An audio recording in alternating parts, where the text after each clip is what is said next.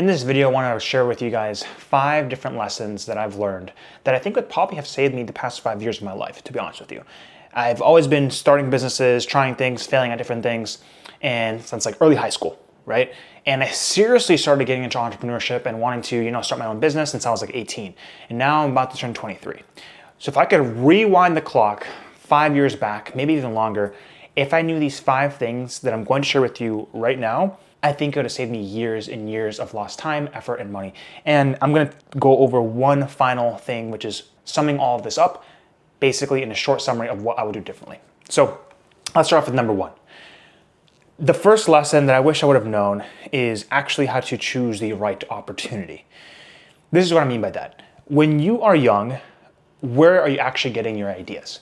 I mean, for me, and I think most entrepreneurs nowadays, if you have that little bit of an itch of like wanting not to work at McDonald's when you're like in high school, like at a restaurant, and you want to make money on your own, obviously an average teenager today is going to be on TikTok and Instagram and YouTube. You're probably watching this right now.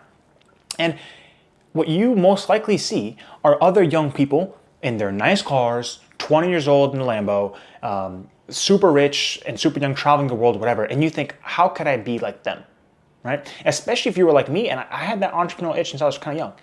And so most young entrepreneurs are getting their ideas in today's day and age from the internet or online in some way, shape, or form. And here's where that kind of pulled me back, or at least held me back. Because when looking at the online landscape, everyone's always pushing new opportunities. Everyone's always pushing the new way to make money in 2026, the best businesses to start, the new things to do. And this is what I fail to understand. Every single person that's online that's making money oftentimes are making more money selling or teaching you how to do the actual thing. And most of the people that are actually cranking it, doing the real thing, they have no incentive to actually teach you anything, right? And I'm not saying like course sellers are scammers. That's not what I'm trying to say. I'm not saying the things that online coaches teach is not true. All I'm saying is that it's much harder than it seems. And if you're just getting into business or entrepreneurship, odds are you're probably not going to succeed. So any of these online business models like an AI agency, growth operating, SMMA, affiliate marketing, Amazon FBA, TikTok shop, e-com, dropshipping, I keep going on and on and on. Most of those people that actually made money, they were the first movers in that market. They were the first movers in that niche, right? And so late 2018, 2019, 2020, and after COVID, there's always new opportunities that come up. This is what I failed to realize though, guys. Do not go into a business because of the opportunity, because there's a new gap in the market, because it's easy to make money doing email copywriting, or it's easy to make money doing Airbnb, whatever the opportunity is. Odds are that's a small gap in the market that once there's more information on it, or once more people that flood the market, the opportunity is going to shrink and it's going to fill the gap, right? And basically the ability to make money is going to close. And so oftentimes in the online landscape, and you're asking me, I mean, I did marketing for like 3-4 years through college, trying to start these different online businesses. The best way to market these things is by teaching the young people and say, hey, this is the best new way to make money. It's the easiest, it's the fastest, it's low risk, low investment, anybody can do it. And I kind of fell into this loop, into this trap in a way. I'm not saying it doesn't work, I'm just saying that like, it was way harder than I initially thought. And if I were to go back, I would look at opportunities that have proven demand, that have existed for a long period of time. The newer a business is, odds are the person teaching you that is making money from selling you that, right? Because if you are in their shoes and you're making so much money doing it, you have no incentive to crowd people into the market. There's zero incentive for you to do it. You honestly have like conflicting interests. So choose opportunities to go after, right? In your opportunity selection, what businesses to start, go after the ones that have existed for a long time where you're actually solving a proven pain point and a need for somebody. Not some random don't go by ease of entry into the market. So instead of saying, hey, this is so easy to get into, it's so easy to start, that's actually not a good thing. because that means everybody else can do it. You actually want to get into businesses that have a little bit of a moat around it. And it's hard to get started in, and it's hard to make money in. right? And that's in your best interest. So the biggest things that I looked at were, if I were to go back, are the people that I'm learning from or looking to start this business, are they selling me something? Are they in the business of making content around what businesses to start? Are they in the business of selling me why this is the best opportunity? Something else that I would do if I were to go back, I would say, hey, okay, if they're talking about whatever agency, whatever online service, how it's super easy, whatever, how many businesses in that niche have actually sold?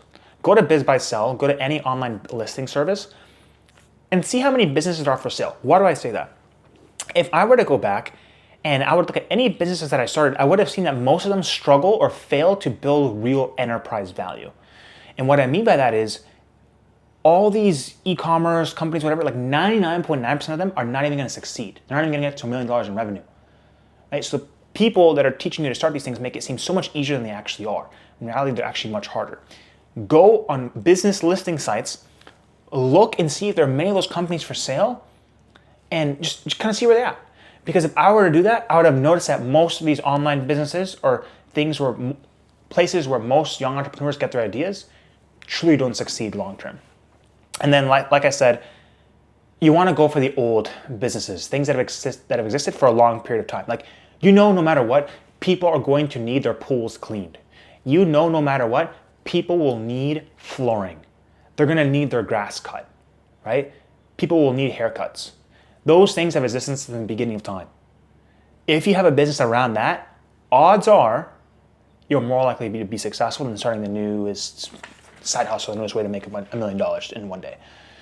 Lesson number 2 is don't reinvent the wheel. So going to college and studying business, I had a lot of professors that they teach you to look at the biggest entrepreneurs. Right? Who are the biggest people in the space? And it's people like Elon Musk, Jeff Bezos, and Mark Zuckerberg and whatnot. And they say hey, your professors in school say you need to create a new product. You need to create a new solution, a new company, right? And so what they teach you to do is they teach you to get into a startup. They teach you to raise venture capital, to find product market fit, to innovate, right? How to your go-to-market strategy and make a business plan and all this stuff. This is the problem. 99.999% of us are not going to be the next Mark Zuckerberg. We're not, yes, maybe the AI boom, but even most people in the AI boom are going to fail. I spent a year to 2 years of my life thinking that I was going to be that person, trying to learn how to code, learn how to do all these things, but I can create the next software, the next app, the next whatever, and raise $1 million. That wasted so much of my time. If I only knew that there was some kid in India who could code 10 times better than me for half the price, or some kid that is going to an Ivy League school that has coded since they were freaking 6 years old, I would have known that I was completely cooked from the start. Unless you know how to actually code or actually create a new innovative technology, right? Like an Elon Musk, like a Jeff Bezos, whatever, and you're at a completely you're at the front of a new market or new frontier in a way, it makes no sense for you to actually compete. Because there are people that have a competitive advantage in that industry, in that niche, where they have resources, capital, mentors, coding skills. They've already worked for a bigger company. If you're not that guy, you're going to get beat, right? And my problem that I have with schools and academia in general is that they teach you that the only way to become successful in business is to start something from scratch. It's to make a new company. It's to innovate and create a new product. Stop trying to create new things. If you want the proven path to success, what I've realized is most people that succeed, they're not doing, this is most, I'm not saying it doesn't work. Most people are not doing online businesses. They're not doing the new sexy AI software company. They're just doing something consistent that's been proven for decades and decades, that's very consistent to build enterprise value, and that can be sold 5, 10, 20, 50 years from now, right? And so true innovation itself is not what most teachers in college are going to tell you. It's not creating a new product, creating a new service, making an app. Most true innovation that happens most common is you finding a way to answer the phone quicker, finding a way to train crews faster, finding a way to deliver on a product or service that's common and has been paid for or has already demand that it already exists, right? Here, the demand. It already has demand. It's existed for years and years where you can just channel it and beat your competitors slightly and have an advantage. That's true innovation. So you can innovate on the micro and not necessarily have to innovate on the macro. You don't have to create a new lawnmower to build a successful landscaping company. You just gotta be a little bit better, a little bit faster than everybody else. Same thing with pest control and any of these other businesses that are quote unquote boring. Odds are you're more likely to succeed starting a moving company, starting some sort like random service-based business than starting an online or like AI software startup. And I spent 90% of my time in these industries.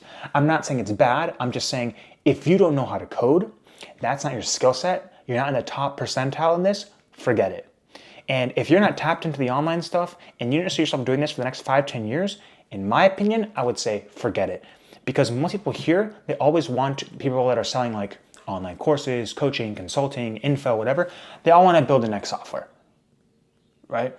And these things are very, very, very difficult. So unless you know social media, unless you know content, I would stay away from this stuff. And this took me 4 or 5 years to learn that alone.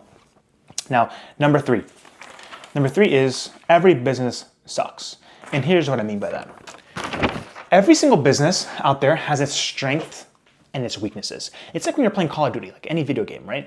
It's like if you have an LMG, like a bigger gun, your mobility is going to slow down, right? You're not going to be able to shoot as many bullets as an assault rifle or an SMG, right? And so if you have a sniper, yes, you can get more damage, but you're not going to be able, like I mentioned, shoot as fast. And so it's not like one gun is better than the other.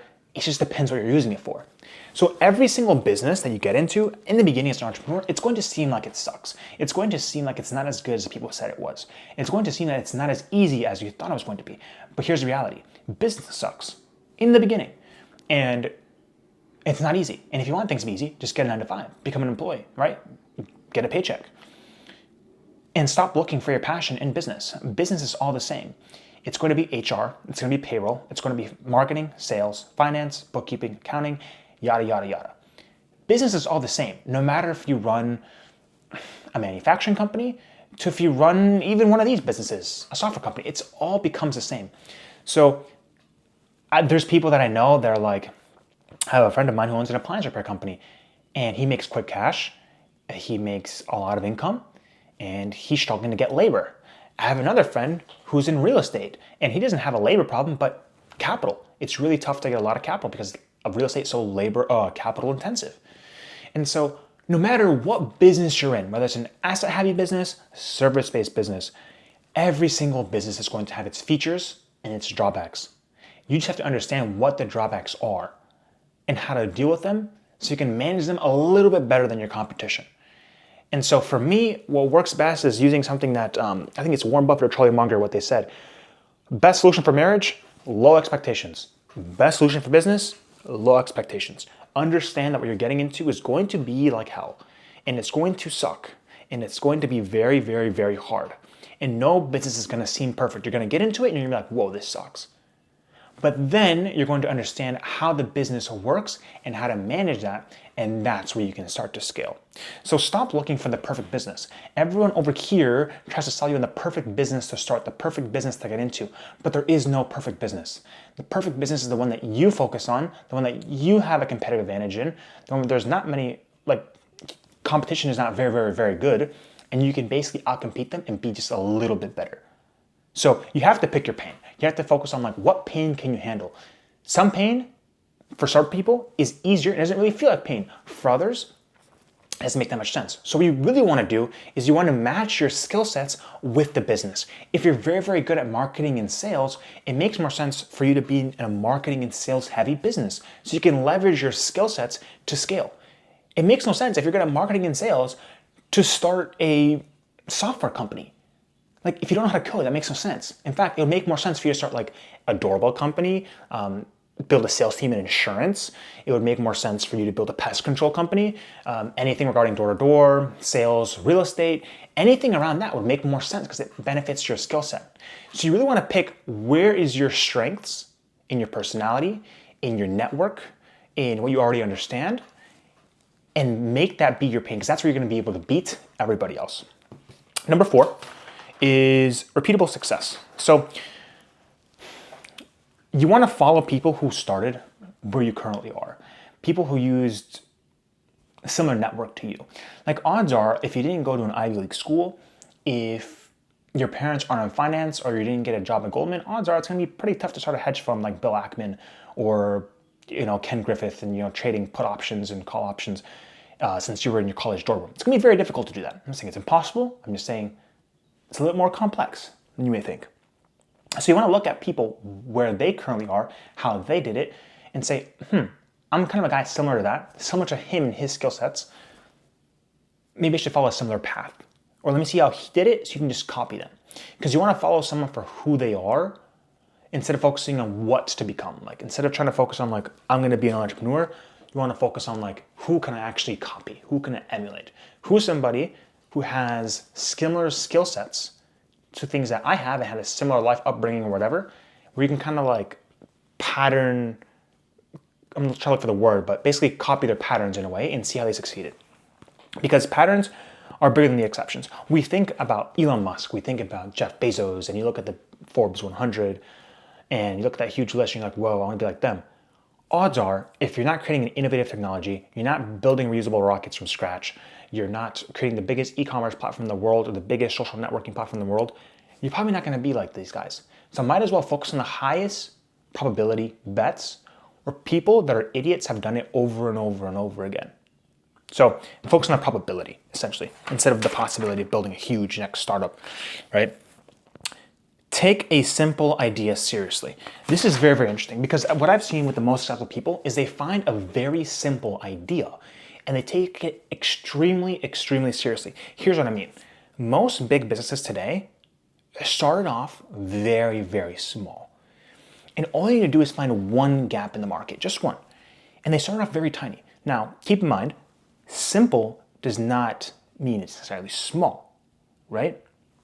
So, anyways, you get what I'm saying.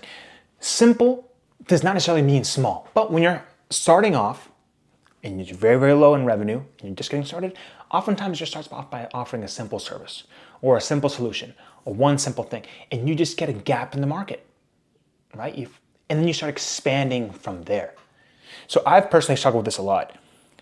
Instead of trying to think 10, 20 years in the future, yes, it's important, but like you have to be flexible. You have to find different possibilities or different solutions for how to actually get to where you want to go. I've boxed myself into thinking like, I'm gonna do this, and then this is gonna happen, and then this and this and this, and then we're gonna reach 100 million doing this. It just doesn't work that way. You have to be flexible to understand that you're just gonna drive every quarter and you're gonna make decisions. Sometimes you're gonna have to push, sometimes you're gonna have to pivot. But there are people that have built $100 million painting companies. There are people that, like Amazon, start off by just selling books, right? And oftentimes entrepreneurs, we have to understand that our first business is most likely not gonna be your last business. So you just gotta stay in the game. You just gotta survive. That's it. And so understanding that just because the idea is simple doesn't necessarily mean it's bad. Just because it's not shiny doesn't necessarily mean it's not going to make you money. Oftentimes those are inverted because there's less competition there. So taking a simple idea and pushing it to its logical extreme, I think is more likely to make you and me rich than it is of taking a complex idea with mediocre execution. Because the execution always matters more than the business model, the segment, whatever it is. Who's in charge and who's leading it is going to matter more in the long term. So execution is always going to triumph everything. So for the last thing, if I were to go back, what would I have done differently? What business would I start? How would I be looking at this with the last 5 years of trying and failing different things so you can hopefully save 5 years of your life? Well, first things first, I would look for something that has high fragmentation. And this is what I mean by that. I would look for an industry where new people start companies in that industry or that space all the time, where there's not high brand loyalty. Like if you're thinking of starting a new beverage company today in 2026, best of luck. Sure, you're gonna look at people like Poppy and Olipop and Liquid Death, and you're like, we could be that big. Once again, my opinion, what's the probability and what's the possibility? Unless you've worked for Liquid Death as a marketing director, unless you've worked, which is actually how Liquid Death was started.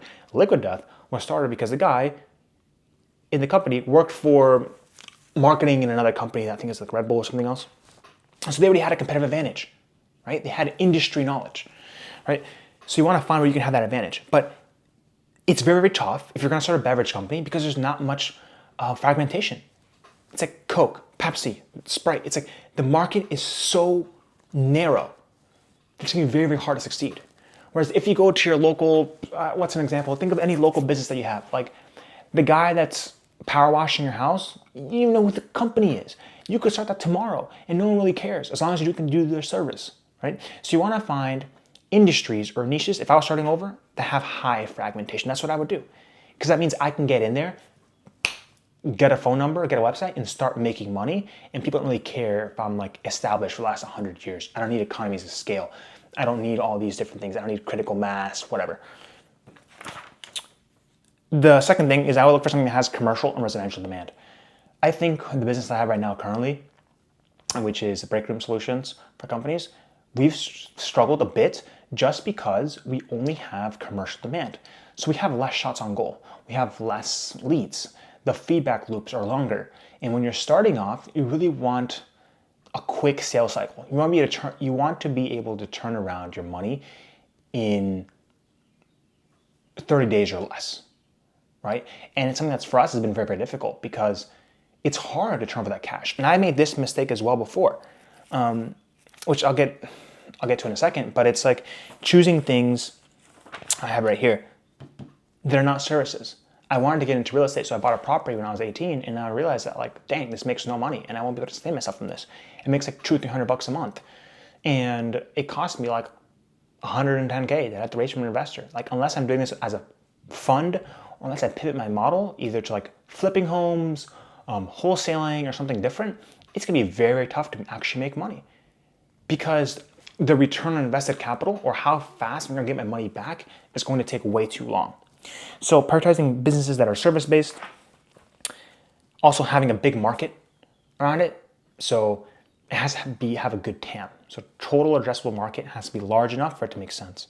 So high fragmentation, ideally commercial and residential demand. So you can serve businesses and you can also serve individual consumers. I would look for either a recurring service, low ticket. So think of like pest control, landscaping, cleaning, anything that you're getting on a recurring basis, waste management, whatever.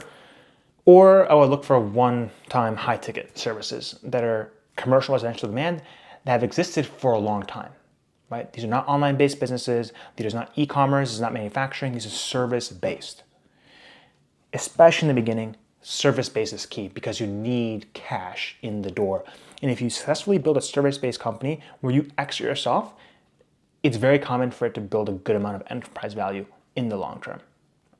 And so last but not least, I would look for something that has some sort of moat, that has some sort of skill behind it, whether it's licensing, so plumbing, HVAC, electrical, if you're a dentist, if you're any of these things that need some sort of training, skills like welding, whatever it is. But it's like Joe Schmo can't randomly just pull up and start a med spa company or like an accounting firm. Like you need some sort of knowledge in the industry before you get into that. When I graduated from finance, I realized that like, yes, finance is very useful, but like I kind of taught most of it to myself. And you're too far away from where the actual money is made. Unless you go to like wealth management, you go to insurance sales, you go to financial advising, whatever. But even that takes a while to build your book of business. But what I'm trying to say is if I were to go back, I would look for something where I could build a skill set around or like learn a trade in a way, whether it's medical, whether it's home services or something else. But in 2026, if you're graduating with some janky degree like marketing, business admin, best of luck in finding a job. And honestly, you didn't really gain many skills in the first place. Just become good at one thing and find a way to scale that long term. With these 5 things, that's what I would have done if I were to go back and start what I would tell my younger self. And yeah, I think that's kind of where it's at. If you follow these let's see here, these 6 things or these 5 different steps here, and you kind of put it through this lens, I think you will be much more likely to find a business initially going to make you money and sustain you, and then go from there.